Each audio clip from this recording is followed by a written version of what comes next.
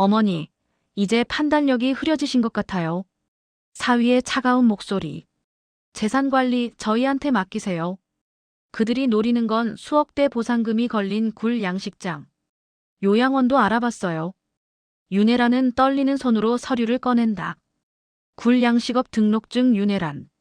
빼앗기지 않을 거야. 새벽, 그녀는 통영행 버스에 오른다. 자신의 이름으로 바다로. 지금부터 그녀의 이야기가 시작됩니다. 늦은 저녁 윤혜란은 딸과 사위가 차려놓은 식탁 끝에 앉아 있었다.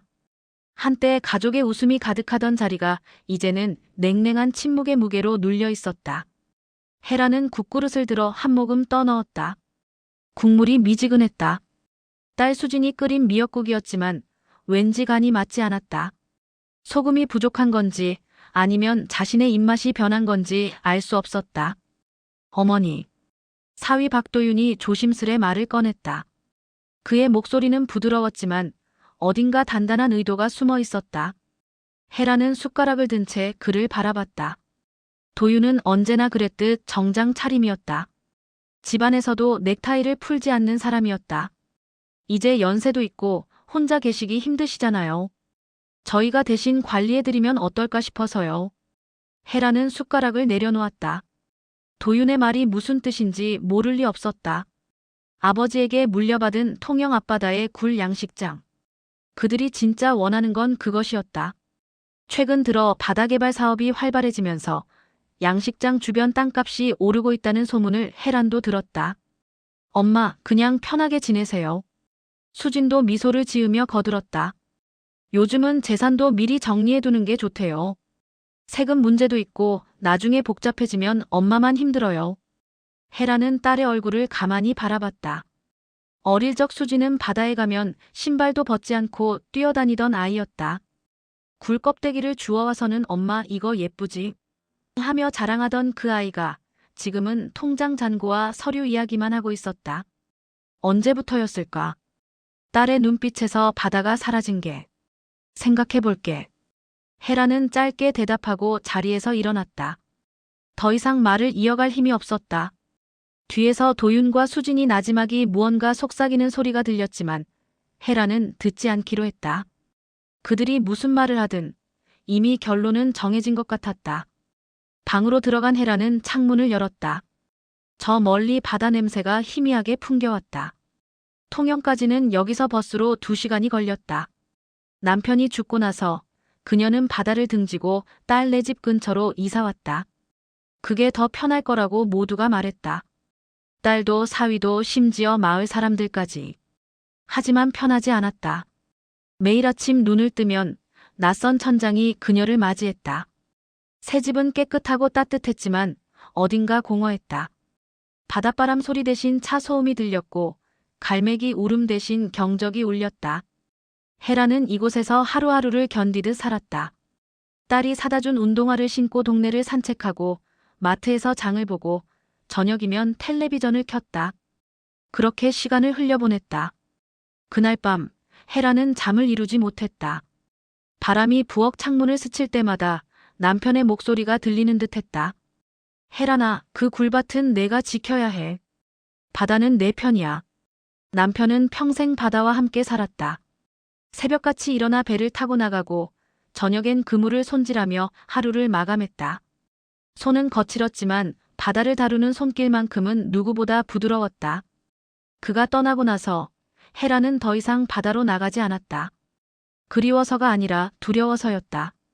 바다는 남편의 것이었고 자신은 그저 그 곁에 있던 사람이라고 생각했다. 하지만 지금 그들이 혜란의 이름으로 된 양식장을 가져가려 한다는 걸 알았을 때 뭔가 뜨거운 게 가슴속에서 끓어올랐다. 내 이름이야. 혜란은 이불을 걷어차고 일어났다. 서랍 깊숙이 넣어둔 낡은 서류 봉투를 꺼냈다. 손때 묻은 종이 위에는 굴 양식업 등록증 윤혜란이라고 적혀 있었다. 남편이 세상을 뜨기 전 혜란의 이름으로 등록을 바꿨던 것이다. 내가 없으면 내가 주인이야. 아무도 이걸 빼앗지 못하게 해. 그때는 그 말의 무게를 몰랐다. 그저 남편이 자신을 챙기려는 마음이라고만 생각했다. 하지만 지금은 알 것 같았다. 남편은 그녀를 믿었다.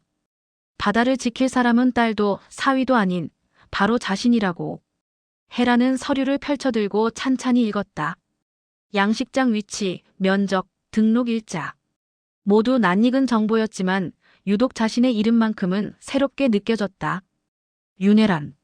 그 석자가 이렇게 무겁게 다가온 적이 있었던가. 헤라는 서류를 가슴에 꼭 안았다. 창밖으로 달빛이 흘러들어왔다. 그 빛은 차갑지만 단단했다. 마치 바다처럼. 헤라는 눈을 감았다. 귓가에 파도 소리가 들리는 것 같았다. 아니, 정말 들렸다. 오래전 남편과 함께 새벽 바다를 거닐던 그 소리가. 나도 할 수 있어. 헤라는 조용히 중얼거렸다. 내일 아침, 그녀는 통영행 버스를 탈 것이다. 오랜만에 바다로 돌아가는 길. 그 길 끝에서 무엇이 기다리고 있을지 이제는 두렵지 않았다. 아니, 두려워도 좋았다. 중요한 건 자신의 이름으로 그 길을 걷는 것이었다. 헤라는 서류를 다시 봉투에 넣고 가방 속에 깊이 집어넣었다. 그리고 옷장에서 오래된 바람막이 점퍼를 꺼냈다. 남편이 사준 옷이었다. 소매가 약간 닳았지만 아직 튼튼했다. 내일은 이 옷을 입고 갈 것이다. 바다로. 시계는 새벽 2시를 가리키고 있었다. 헤라는 침대에 누웠지만 눈은 감기지 않았다. 가슴이 두근거렸다. 이 나이에 이런 떨림을 느낄 줄은 몰랐다. 헤라는 천장을 바라보며 작게 미소 지었다. 오랜만에 진짜 웃음이었다. 새벽 5시, 헤라는 집을 나섰다. 딸과 사위가 깨기 전이었다. 현관문을 조심스럽게 닫으며 헤라는 가방 속 서류를 다시 한번 확인했다. 양식업 등록증과 남편이 남긴 낡은 수첩. 그게 전부였다. 버스 정류장까지 걸어가는 동안 이른 아침 공기가 차가웠다. 하지만 헤라는 오히려 정신이 또렷해지는 걸 느꼈다. 오랜만에 느끼는 감각이었다. 누군가의 눈치를 보지 않고 자신이 가고 싶은 곳으로 향하는 이 기분. 통영행 버스는 딱 한 대뿐이었다. 헤라는 창가 자리에 앉아 창밖을 바라봤다. 도시 풍경이 점점 사라지고 산과 바다가 모습을 드러내기 시작했다.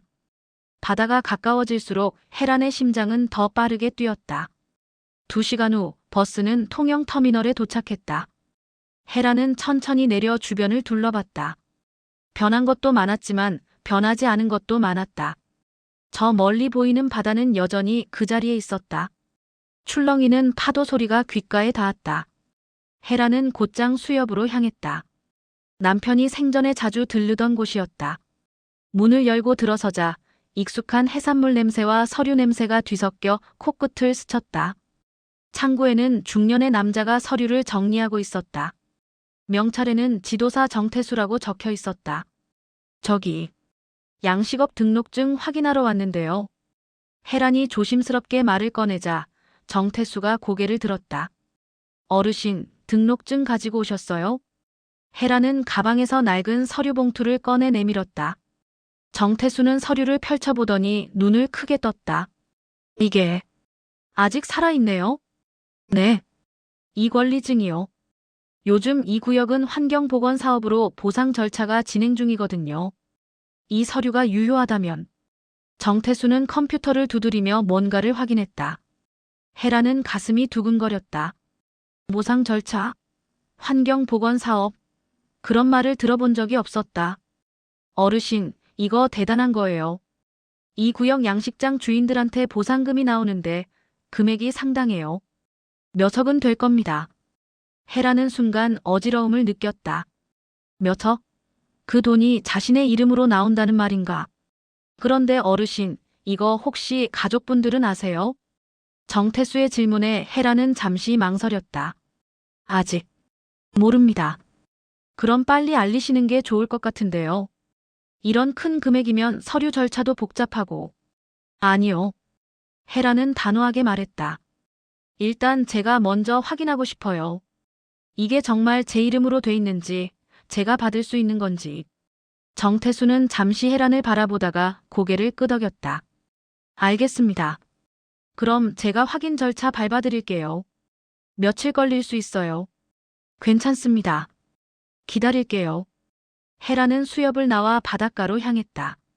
오랜만에 밟는 바닷가 모래가 낯설면서도 반가웠다. 파도가 밀려왔다 물러가기를 반복했다. 헤라는 그 자리에 서서 한참을 바다를 바라봤다. 남편, 당신이 남긴 게 이렇게 큰 거였어요? 헤라는 주머니에서 남편의 수첩을 꺼냈다. 바래진 종이 사이로 남편의 글씨가 보였다. 헤라나, 이 바다는 내 거야. 누가 뭐래도 내 이름으로 지켜. 그 한 줄이 적혀 있었다. 헤란의 눈시울이 뜨거워졌다. 남편은 알고 있었던 거였다. 자신이 떠난 후 이런 날이 올 거라는 걸. 그래서 미리 모든 걸 헤란의 이름으로 바꿔놓았던 것이다. 헤란은 수첩을 가슴에 꼭 안았다. 바람이 세차게 불어왔지만 더 이상 춥지 않았다. 오히려 따뜻했다. 바다가 남편이 그리고 자신의 이름이 그녀를 감싸고 있었다. 그날 저녁 헤라는 작은 여관에 짐을 풀었다. 딸에게서 전화가 왔지만 받지 않았다. 지금은 아무와도 이야기하고 싶지 않았다. 창밖으로 보이는 바다를 바라보며 헤라는 작게 미소 지었다. 이제 시작이야. 며칠 후 정태수에게서 연락이 왔다. 모든 서류가 확인됐고 보상금 절차를 진행할 수 있다는 내용이었다. 헤라는 수협으로 다시 찾아갔다. 어르신, 축하드려요. 정식으로 보상 대상자로 확정됐습니다. 정태수가 웃으며 서류 뭉치를 내밀었다. 이제 마을회의에서 최종 승인만 받으시면 됩니다. 다음 주 화요일에 회의가 있어요. 헤라는 서류를 받아들며 깊이 숨을 들이쉬었다. 이제 정말 시작이었다. 하지만 동시에 이 소식이 딸과 사위에게 알려지면 어떻게 될까 하는 두려움도 밀려왔다. 그날 밤 헤라는 드디어 딸의 전화를 받았다. 엄마, 어디 계세요? 갑자기 사라지시면 어떡해요? 수진의 목소리는 다급했다. 나 통영 왔어. 통영? 왜요? 내일 좀 보러. 전화 너머로 잠시 침묵이 흘렀다. 그리고 사위의 목소리가 들렸다. 어머니, 혹시 양식장 일로 가신 거예요? 헤라는 대답하지 않았다. 그것만으로도 충분한 답이었다. 어머니, 그거 위험해요. 혼자 결정하시면 안 돼요. 저희가 지금 내려갈게요. 아니. 헤라는 단호하게 말했다. 이건 내일이야. 내가 알아서 할게. 전화를 끊고 헤라는 창밖을 바라봤다. 달빛이 바다를 비추고 있었다. 파도는 여전히 출렁이고 있었다. 헤라는 알고 있었다. 이제부터가 진짜 싸움이라는 걸. 하지만 두렵지 않았다. 남편이 남긴 바다는 여전히 그녀를 기억하고 있었다. 그리고 헤라는 이제 그 바다의 주인이었다. 마을 회관 앞에는 이미 사람들이 모여 있었다. 헤라는 입구에서 잠시 멈춰섰다. 오랜만에 보는 얼굴들이었다. 누군가는 반갑게 손을 흔들었고 누군가는 수군거리며 그녀를 쳐다봤다. 윤혜란 씨 맞지? 몇 년 만이야? 남편 돌아가시고 어디 가셨다더니 여기 또 오셨네. 헤라는 고개를 숙여 인사하며 안으로 들어갔다. 회관 안은 이미 빽빽하게 사람들로 채워져 있었다. 양식장 주인들, 마을 주민들, 그리고 수협 관계자들까지. 모두 오늘 회의를 기다리고 있었다. 단상 위에는 이장 한봉수가 앉아 있었다. 그는 마을에서 50년을 산 토박이었다.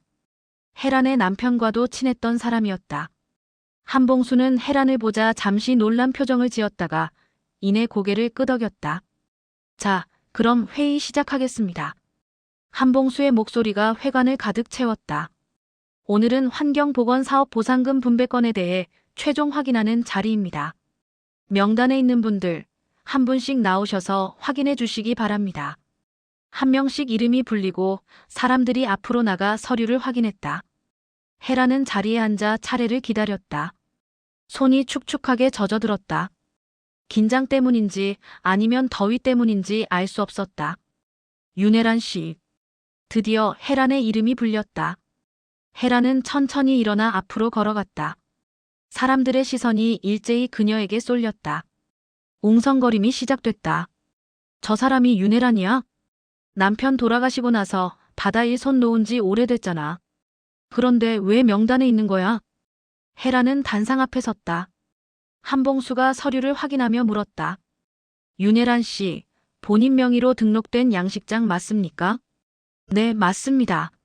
남편분이 돌아가시기 전에 명예 변경하신 거로 확인됩니다. 한봉수가 말하자 뒤에서 누군가 소리쳤다. 그거 이상한 거 아니야? 갑자기 명예 바꾼 거. 또 다른 목소리가 이어졌다. 맞아. 그 양식장은 원래 남편 거였잖아. 왜 갑자기 부인 앞으로 넘어간 거야? 헤라는 숨을 깊이 들이쉬었다. 떨림을 억누르고 또박또박 말했다. 남편이 살아계실 때 합법적으로 명의를 변경했습니다. 모든 서류가 갖춰져 있어요. 그래도 이상하잖아. 한 남자가 벌떡 일어나며 소리쳤다. 우리는 평생 바다에서 일했어. 그런데 당신은 몇 년이나 손 놨잖아. 그런 사람이 보상금을 받는 게 말이 돼. 헤란의 얼굴이 달아올랐다. 분노 때문인지 수치심 때문인지 구분할 수 없었다. 하지만 그녀는 고개를 들었다. 떨리는 목소리로 그러나 분명하게 말했다. 저도 그 바다에서 살았습니다. 남편이 배를 탈 때 저는 육지에서 그물을 손질했어요. 굴을 따고 팔고 아이를 키우면서 그 바다를 지켰어요. 회관이 조용해졌다. 헤라는 계속 말을 이었다. 남편이 돌아가시고 저는 바다를 떠났습니다. 그게 제 잘못이라면 인정합니다. 하지만 그 양식장은 제 이름으로 등록돼 있어요. 법적으로도 도덕적으로도 제 것입니다. 한봉수가 망치를 두드렸다. 조용히 하십시오. 윤혜란 씨 서류는 모두 적법합니다. 이해 있으신 분은 개별적으로 법적 절차를 밟으시기 바랍니다. 뒤에서 여전히 불만의 목소리가 들렸지만 더 이상 큰 반대는 없었다. 헤라는 자리로 돌아왔다. 다리가 후들거렸지만 얼굴에는 미소가 번졌다. 해냈다. 자신의 이름으로 당당히 섰다. 회의가 끝나고 헤란이 밖으로 나오자 한봉수가 다가왔다. 헤란 씨 수고했어요. 고맙습니다, 이장님. 근데 말이야. 한봉수는 잠시 망설이다 말했다. 가족들한테는 알렸어. 이런 큰 금액이면 나중에 문제될 수도 있어. 헤라는 고개를 끄덕였다. 알고 있습니다. 곧 이야기할 거예요. 하지만 그 곧이 얼마나 빨리 올지 헤라는 예상하지 못했다. 회관 주차장에 낯익은 차 한 대가 서 있었다. 사위 박도윤의 차였다. 차 문이 열리고 도윤과 수진이 내렸다. 두 사람의 표정은 딱딱하게 굳어 있었다. 어머니. 도윤이 차가운 목소리로 말했다. 이게 무슨 일이세요? 저희한테 한마디 상의도 없이 이런 중요한 일을 혼자 진행하시면 어떡합니까? 헤라는 침착하게 대답했다. 내 이름으로 된 일이니까 내가 처리하는 게 당연하지. 어머니, 지금 정신이 있으세요? 수진이 다급하게 말했다. 이런 큰 금액을 혼자 관리하시겠다고요? 사기꾼들이 얼마나 많은데요? 나도 그 정도는 알아. 어머니는 모르세요. 도윤이 목소리를 높였다. 요즘 세상이 얼마나 험한데 어르신 혼자 이런 큰 돈을 관리하신다는 게 말이 됩니까? 헤라는 두 사람을 번갈아 쳐다봤다. 딸의 눈에는 걱정이 있었지만 그 뒤에는 다른 감정도 숨어 있었다. 사위의 눈은 더욱 노골적이었다. 분노와 조급함이 뒤섞여 있었다. 그럼 너희한테 맡기면 안심이 되는 거야? 헤란이 조용히 물었다. 어머니, 솔직히 말해봐. 너희가 원하는 게 뭐야? 내 안전? 아니면 그 돈? 수진의 얼굴이 하얗게 질렸다. 엄마, 그게 무슨 말씀이세요? 나도 다 알아. 헤라는 가방을 꼭 껴안았다. 너희가 집에서 무슨 이야기하는지, 나를 어떻게 생각하는지. 하지만 이건 내 거야. 남편이 내 이름으로 남긴 거고 내가 지킬 거야. 도윤이 한 걸음 다가섰다. 어머니, 법적으로 문제 삼을 수도 있습니다. 어머니 판단 능력에 대해서요. 해봐. 헤라는 놀랍도록 차분하게 대답했다. 법정에서 보자고. 내가 이 서류를 받기까지 얼마나 많은 걸 확인했는지, 내 판단력이 얼마나 멀쩡한지 증명해줄게. 도윤과 수지는 말을 잇지 못했다. 헤라는 두 사람을 지나쳐 걸어갔다. 뒤에서 수진이 울먹이는 소리가 들렸지만 헤라는 돌아보지 않았다. 그날 밤 헤라는 여관방에서 창밖을 바라봤다. 마을 사람들의 수군거림도 딸과 사위의 비난도 이제는 두렵지 않았다. 오히려 마음이 가벼웠다. 그녀는 더 이상 누구의 어머니, 누구의 아내가 아니었다. 그저 한 사람 윤혜란이었다. 자기 이름으로 당당히 선 여자. 일주일 후 혜란은 법원 조정실 앞에 서 있었다. 손에는 수협 직원이 소개해준 변호사 이서현의 명함이 쥐어져 있었다. 명함의 모서리가 땀에 젖어 약간 구겨져 있었다. 윤혜란님. 뒤에서 맑은 목소리가 들렸다. 돌아보니 30대 초반으로 보이는 여성이 서류 가방을 들고 서 있었다. 저 변호사 이서연입니다. 아, 네. 혜란은 어색하게 손을 내밀었다. 이서연은 따뜻하게 악수를 받으며 미소 지었다. 걱정 마세요. 오늘은 조정 절차니까 부담 가지실 필요 없어요. 제가 옆에 있을게요. 조정실 문이 열리고 안에는 이미 도윤과 그의 변호사가 앉아 있었다. 수지는 구석에 작게 웅크리고 앉아 있었다. 혜란과 눈이 마주치자 수지는 고개를 돌렸다. 조정위원이 서류를 펼치며 말했다. 박도윤 씨 측에서 윤혜란 씨의 재산 관리 능력에 대한 의문을 제기하셨습니다. 주장하실 내용 있으시면 말씀해 주세요. 도윤의 변호사가 나섰다. 윤혜란 씨는 70대 고령이시고 최근 몇 년간 독립적인 경제 활동을 하지 않으셨습니다. 이런 상태에서 수억 원대의 보상금을 관리하시는 건 무리가 있다고 판단됩니다. 증거 자료는요? 조정위원이 물었다. 윤혜란 씨께서 최근 들어 건망증이 심해지셨다는 가족의 진술이 있습니다. 또한 잠깐만요. 이서현이 손을 들었다.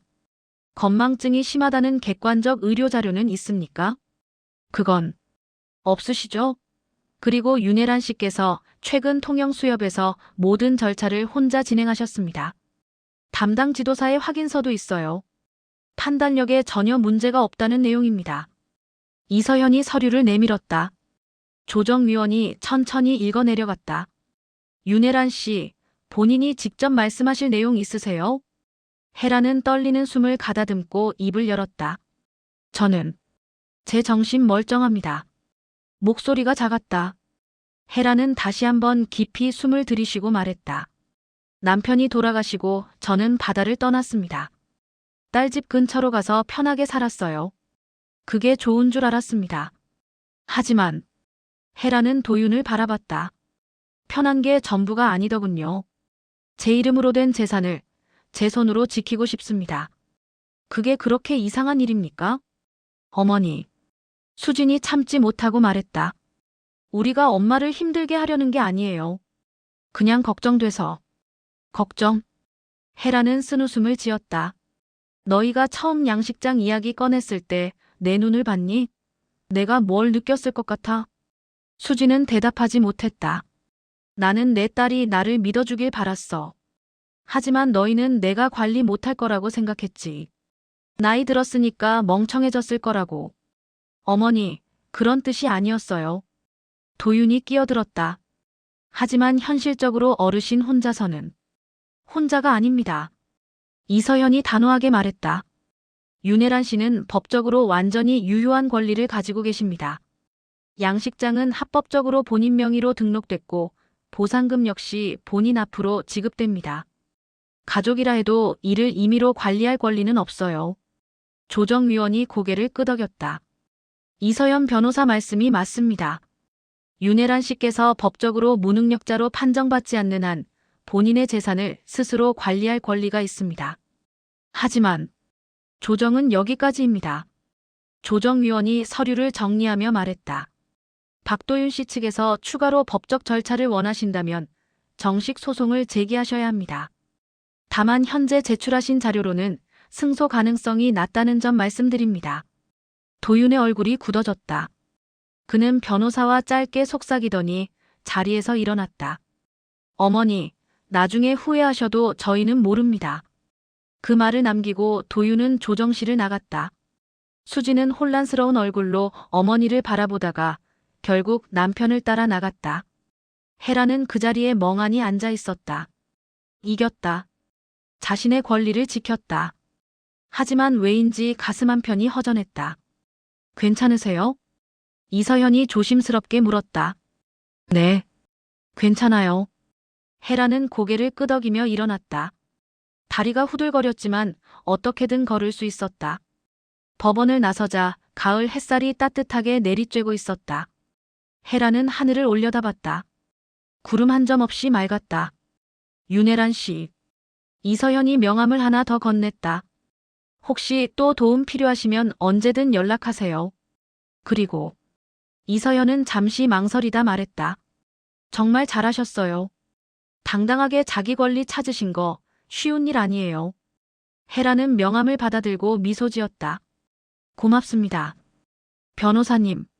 그날 저녁 헤라는 통영 바닷가를 걸었다. 석양이 바다를 붉게 물들이고 있었다. 파도가 밀려왔다 물러가는 소리가 귓가에 잔잔하게 울렸다. 헤라는 주머니에서 남편의 수첩을 꺼냈다. 바람에 페이지가 넘어가며 남편의 글씨가 보였다. 헤라나, 내가 생각하는 것보다 넌 훨씬 강해. 잊지 마. 헤란의 눈가에 눈물이 맺혔다. 하지만 슬픈 눈물은 아니었다. 남편이 옳았다. 자신은 생각보다 강했다. 그날 이후 헤라는 통영에 머물기로 했다. 여관 대신 바닷가 근처 작은 월세 집을 얻었다. 짐이라고 해봐야 옷가지 몇 벌과 남편의 수첩, 그리고 양식장 서류가 전부였다. 이사한 첫날 아침, 헤라는 새벽같이 일어나 바다로 향했다. 물 한 개가 자욱하게 깔린 바닷가는 고요했다.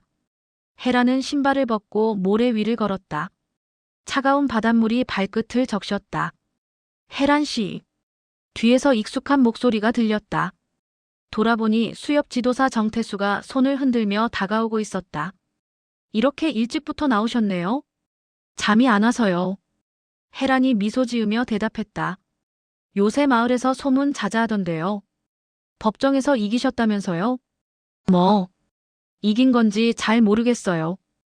헤라는 바다를 바라봤다. 그냥 제 것을 지킨 것뿐인데 왜 이렇게 힘들었는지. 당연히 힘들죠. 가족이잖아요. 정태수가 옆에 섰다. 근데 헤란 씨, 보상금 나오면 뭐 하실 거예요? 헤라는 잠시 생각하다 말했다. 마을 아이들 장학금으로 좀 쓰고 싶어요. 남편이 생전에 자주 하던 말이 있었거든요.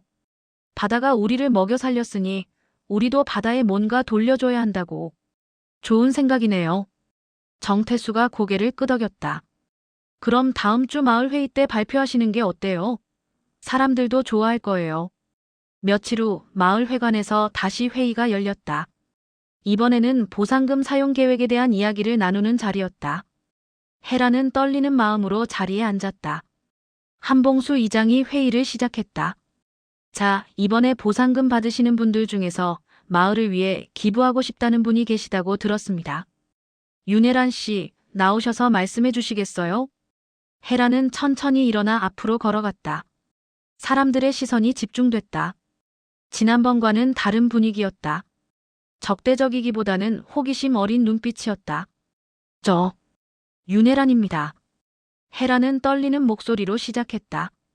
이번에 받는 보상금 중에서 일부를 마을 아이들 장학금으로 쓰고 싶습니다. 회관이 웅성거렸다. 헤라는 계속 말을 이었다. 남편이 평생 이 바다에서 살았어요. 바다가 우리 가족을 먹여 살렸고 이제 저한테 큰 돈을 주었습니다. 그 돈을 혼자 쓰기엔 마음이 편하지 않아요. 얼마나 내실 건데요? 누군가 물었다. 2천만 원 정도 생각하고 있습니다. 순간 회관이 조용해졌다. 결코 작지 않은 금액이었다. 그 돈으로 매년 고등학생 5명한테 장학금을 주면 어떨까 해요. 이 마을에서 자란 아이들이 공부 걱정 없이 학교 다닐 수 있도록. 잠시 침묵이 흘렀다. 그리고 한 노인이 박수를 치기 시작했다. 한두 명씩 박수가 번져나갔고 이내 회관 전체가 박수 소리로 가득 찼다. 한봉수가 일어나 말했다. 윤혜란 씨, 고맙습니다. 마을을 위해 이렇게 큰 뜻을 내주셔서. 헤라는 얼굴이 빨개져서 고개를 숙였다. 하지만 마음은 한없이 가벼웠다. 회의가 끝나고 마을 사람들이 하나둘 헤란에게 다가와 인사를 건넸다. 헤란 씨, 훌륭하십니다. 남편분이 하늘에서 보고 계실 거예요.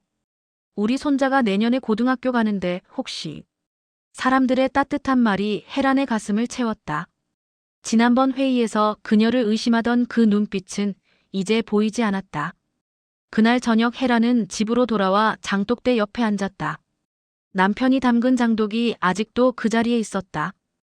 헤라는 뚜껑을 열어 안을 들여다봤다. 된장 냄새가 진하게 풍겼다. 여보. 헤라는 작게 중얼거렸다. 내가 해냈어. 우리 바다 지켰어. 바람이 불어왔다.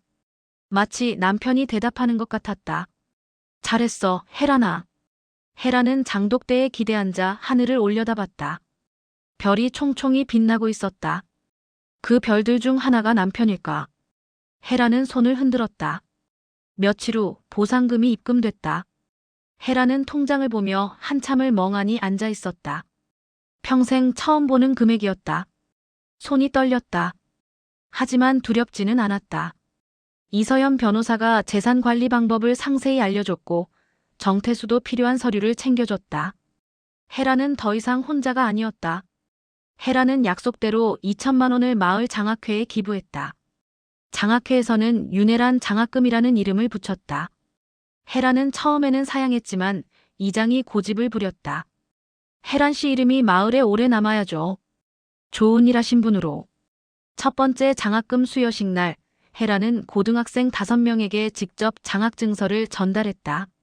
아이들의 밝은 얼굴을 보며 헤라는 눈물을 참을 수 없었다. 공부 열심히 하고 이 바다를 잊지 마. 헤라는 아이들에게 말했다. 이 바다가 너희를 키웠다는 거 항상 기억해. 그날 이후 헤라는 매일 아침 바다로 나갔다. 굴냄새, 짠바람, 손끝에 닿는 차가운 물결. 모든 게 그녀의 언어였다. 가끔 양식장을 지나던 어부들이 손을 흔들었다. 헤란 씨, 오늘도 나오셨네요. 조심히 다녀오세요. 헤라는 웃으며 손을 흔들어 답했다. 이제 이곳이 그녀의 집이었다. 어느 저녁 헤라는 바닷가 벤치에 앉아 커피를 마시고 있었다. 귤빛 노을이 바다를 물들이고 있었다. 아름다웠다. 휴대폰이 울렸다. 수진이었다. 엄마. 응. 잘 지내세요? 응, 잘 지내. 전화 너머로 한숨 소리가 들렸다. 엄마, 미안해요. 내가 잘못 생각했어. 헤라는 눈을 감았다. 마음 한편이 따뜻해졌다. 괜찮아. 나도 이해해. 정말 괜찮으세요? 혼자 계셔서. 혼자 아니야. 헤라는 바다를 바라보며 말했다. 엄마는 지금 엄마 자리로 돌아온 거야. 엄마. 수진아, 나는 내 엄마지만 나도 내 인생이 있어. 그걸 이제야 깨달았어. 전화는 한참 후에 끊어졌다. 헤라는 휴대폰을 내려놓고 다시 바다를 바라봤다. 그녀는 더 이상 누구의 어머니, 누구의 아내가 아니었다. 그저 한 사람 윤혜란이었다. 집으로 돌아가는 길, 마을 사람들이 인사를 건넸다. 헤란 씨, 저녁 드셨어요? 내일 날씨 좋대요. 바다 나가시죠. 헤라는 환하게 웃으며 답했다. 집에 도착해 문을 열자 낯익은 냄새가 코끝을 스쳤다. 바다 냄새, 된장 냄새, 그리고 삶의 냄새. 헤라는 장독대 옆에 서서 작게 속삭였다. 이제야 나답게 살았네. 그날 밤 헤라는 깊이 잠들었다. 꿈속에서 남편이 미소 지으며 말했다. 잘했어, 헤라나. 드디어 내 바다로 돌아왔구나. 헤란의 이름은 마을 사람들의 입에서 오래 회자됐다. 굴밭의 여왕 말이야. 자기 이름으로 인생을 되찾은 여자. 그리고 오늘도 통영 바다는 잔잔히 출렁이며 속삭인다. 잘했어, 헤라나. 이제 넌 자유야. 좋아요와 구독은 큰 힘이 됩니다. 좋아요와 구독 부탁드립니다.